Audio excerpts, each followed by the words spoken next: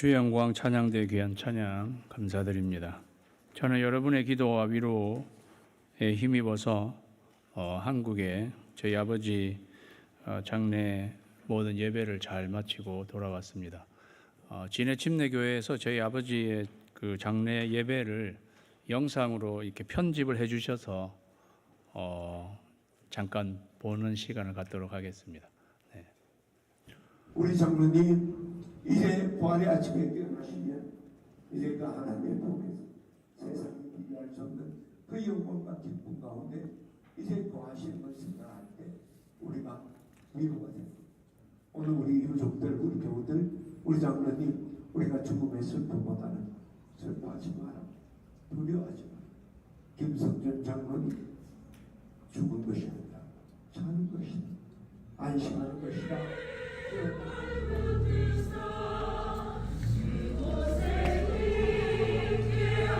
어떡해요?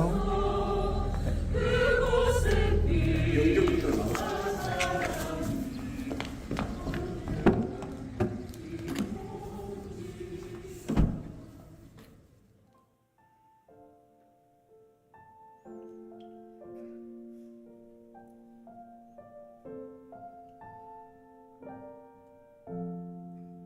저 높은 곳을 향하여 날마다 나아갑니다. 내 뜻과 정성 모아서 날마다 기도합니다. 저 높은 곳을 향하여 날마다 나아갑니다. 내 뜻과 정성 모아서 날마다 기도합니다. 내 주여 내 맘 붙드사 그곳에 있게 하소서. 그곳은 빛과 사랑이 언제나 넘치옵니다. 괴로움과 죄가 있는 곳 나 비록 여기 살아도 빛나고 높은 저곳은 날마다 바라봅니다. 내 주여 내 맘 붙드사 그곳에 있게 하소서. 그곳은 빛과 사랑이 언제나 넘치옵니다. 의심의 안개 고치고 근심의 구름 없는 곳 기쁘고 참된 평화가 거기만 있사오. 네. 다시 한번 우리 성도님들께 감사드립니다. 한국은 이 장례 절차가 이렇게 많고, 맨 마지막에는 그 아버지의 유골을 이렇게 가루로 이렇게 해서 제가 이제 바로 받아가지고 봉안하는 곳으로 이렇게 갔는데요. 굉장히 뜨겁더라고요. 제가 놓칠 뻔했어요. 뜨거워가지고.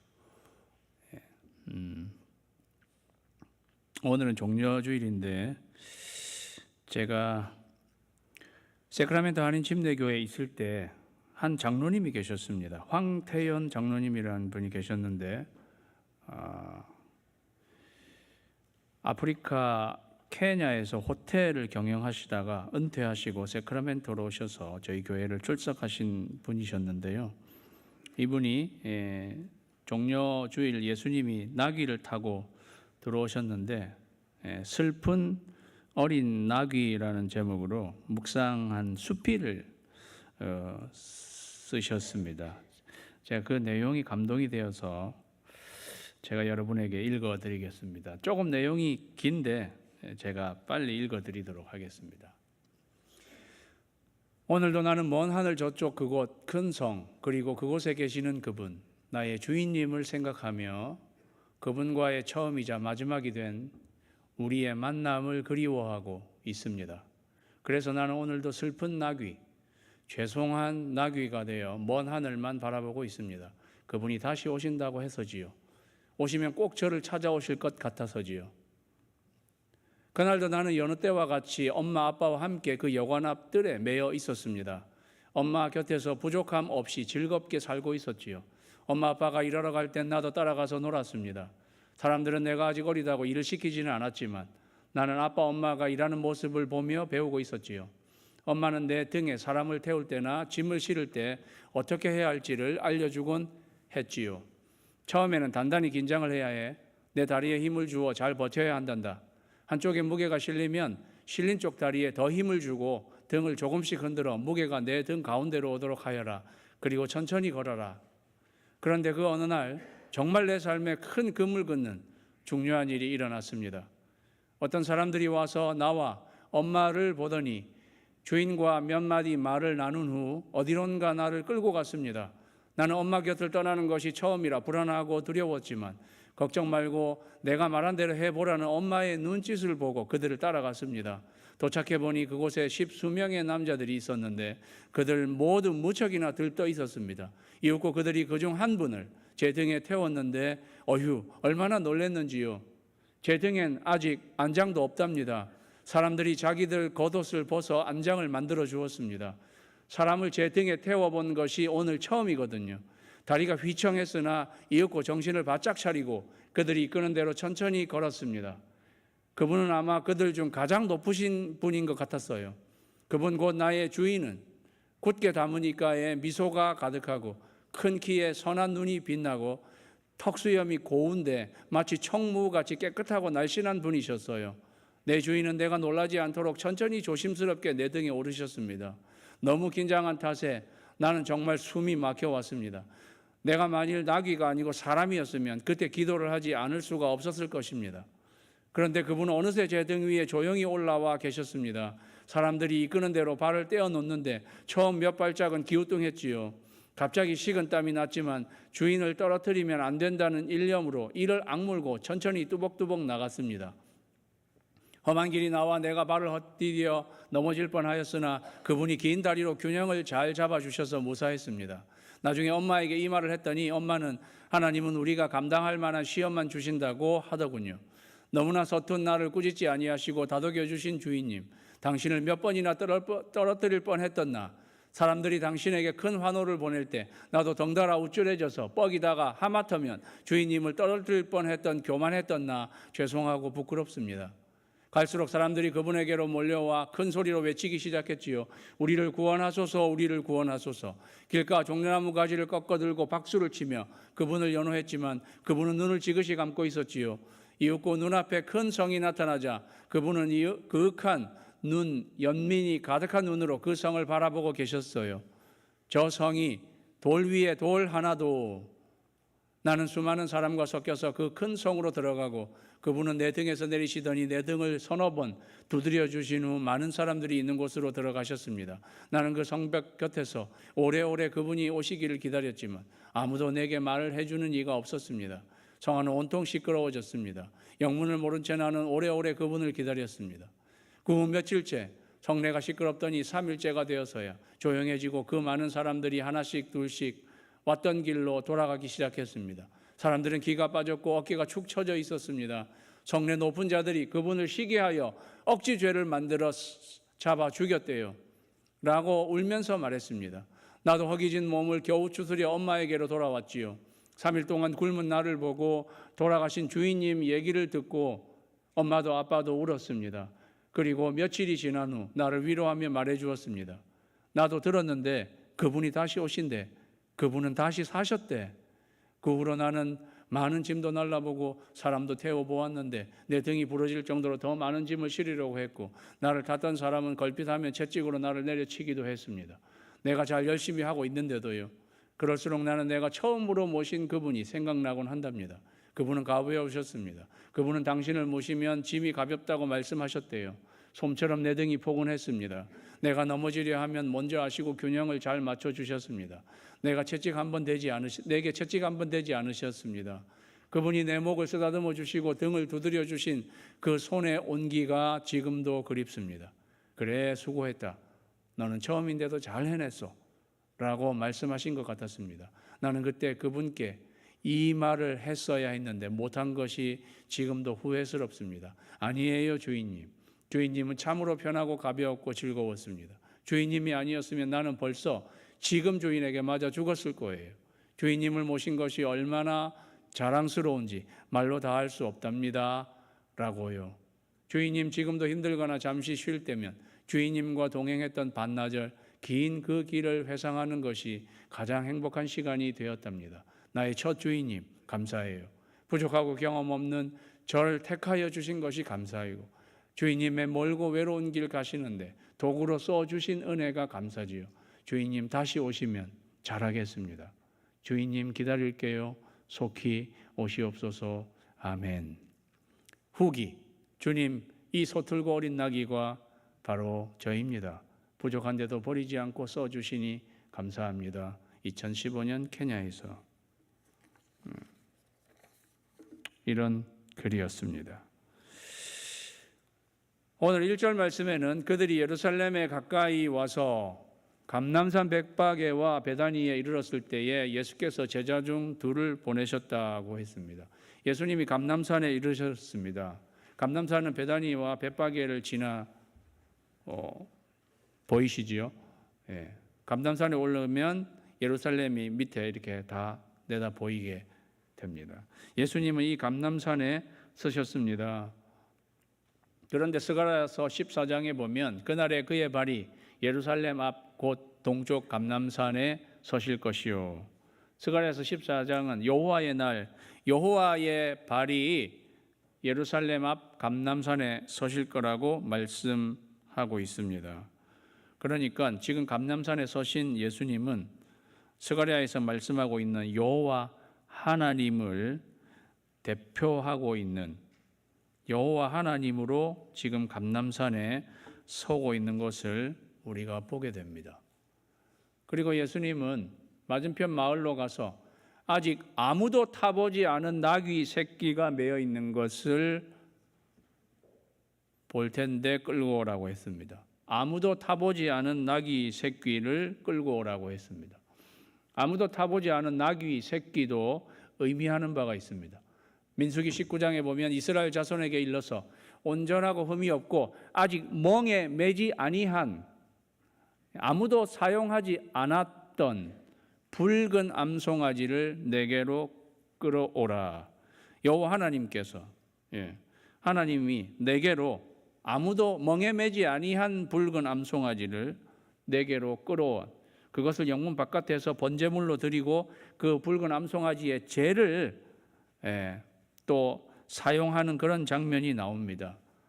그래서 멍에 매지 아니한 아무도 타지 아니한 이 나귀 새끼도 하나님에게 특별한 용도로 지금 사용되고 있다는 것을 우리에게 알려주는 것입니다.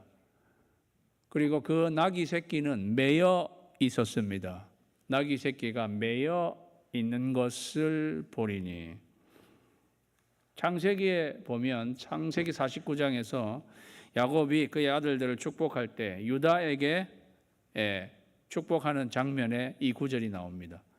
유다는 유다에게서 유다 지파에게서 통치자 메시아 그리스도가 나올 것이고 그의 나귀를 포도나무에 매며 그의 암나귀 새끼를 아름다운 포도나무에 맬 것이며 여기 그의 나귀라고 해서 매여 있는 그 나귀는 메시아 그리스도의 나귀가 되는 것입니다.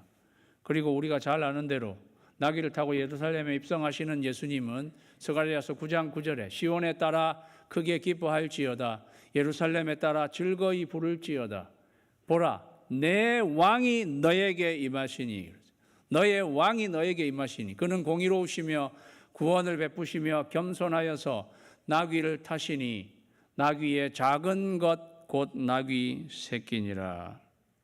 나귀 새끼를 타고 입성하시는 예수님은 내 왕이십니다. 그러니까 제가 앞에서 이야기 드렸던 모든 것을 종합하면 감람산에 서실 여호와 하나님, 그리고 그 하나님께 특별한 용도로 사용되는 나귀, 그분 하나님을 위해서 특별한 용도로 사용되는 나귀고, 그 나귀는 그리스도의 나귀, 그분은 우리들의 왕, 그분은 만유의 주, 만왕의 왕 되시는 분이라는 것입니다. 다 같이 읽겠습니다. 시작. 예수님은 예루살렘에 입성하시면서 나귀를 타시는 모습에서 성경이 강력하게 주장하고 있는 것은 이 예수님은 만유의 주님이시다는 것입니다. 강력하게 선포하고 있는 이 구절 속에서 예수님은 만유의 주님이십니다. 그 말은 예수님은 나의 주십니다. 나의 주님이 되십니다. 만유의 주가 되시는 예수님은 나의 주님이십니다. 사랑하는 성도 여러분, 예수님을 여러분 삶의 주님으로 모시게 되기를 주님의 이름으로 축원합니다. 예수님을요, 구원자만으로 모시면 He's my Savior, 나를 구원해 주신 분으로만 생각하면 그거는 반쪽짜리 신앙이에요. 그분이 나를 구원해 주셨습니다. 끝까지만 하면 반쪽짜리 신앙이에요. 그분은 나를 구원해 주셨습니다. He is my Savior and my Lord. 나의 주님이십니다. 사랑하는 여러분, 반쪽짜리 신앙으로 신앙생활 하지 마십시오. 그분은 나의 구세주이시고 나의 주님이십니다. 내가 만일 내 입으로 예수를 주로 시인하며 하나님께서 그를 죽은 자 가운데서 살리신 것을 믿으면 구원을 받으리니 사람이 마음으로 믿어 의에 이르고 입으로 시인하여 구원에 이르느니라. 마음으로 묻고 입으로 예수 그리스도는 나의 주님이시다 시인할 때 구원받는 거예요. 예수님은 나의 주인이십니다.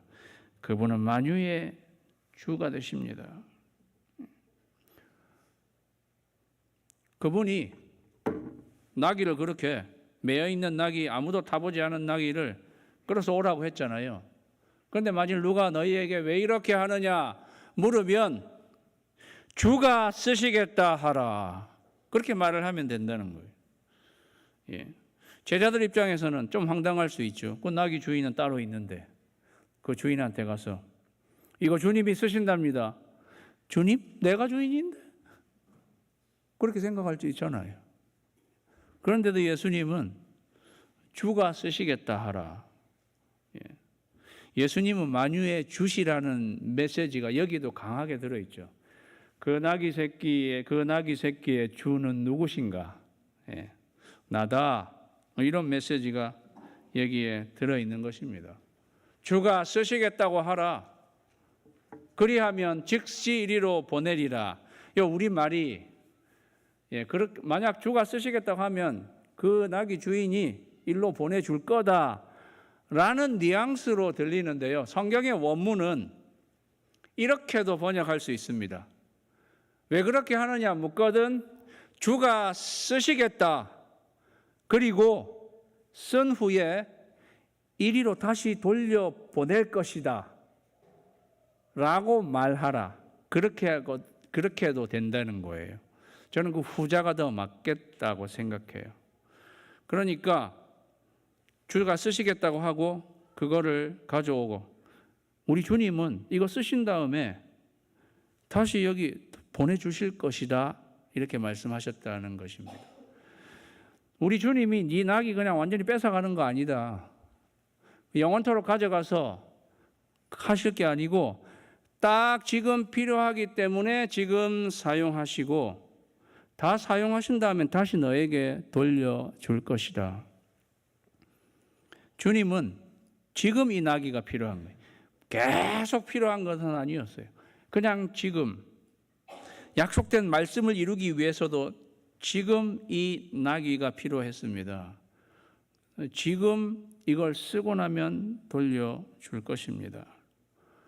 주가 쓰시겠다지만 원문에는요, 주님이 필요로 하신다. 제가 그래서 설교 제목을 주님이 필요로 하실 때, 주님이 지금 필요로 하십니다. 예. 그리고 그분의 필요가 다 채워진 다음에는 다시 돌려줄 것입니다. 다 같이 읽겠습니다. 시작. 주님이 필요로 하실 때. 사랑하는 성도 여러분, 주님이 필요로 하실 때 그때 내어 드려야 합니다. 그때. 우리가 주님이 지금 필요로 하는데 지금은 좀 그래요. 나중에 봐서 그때 내어 드릴게요.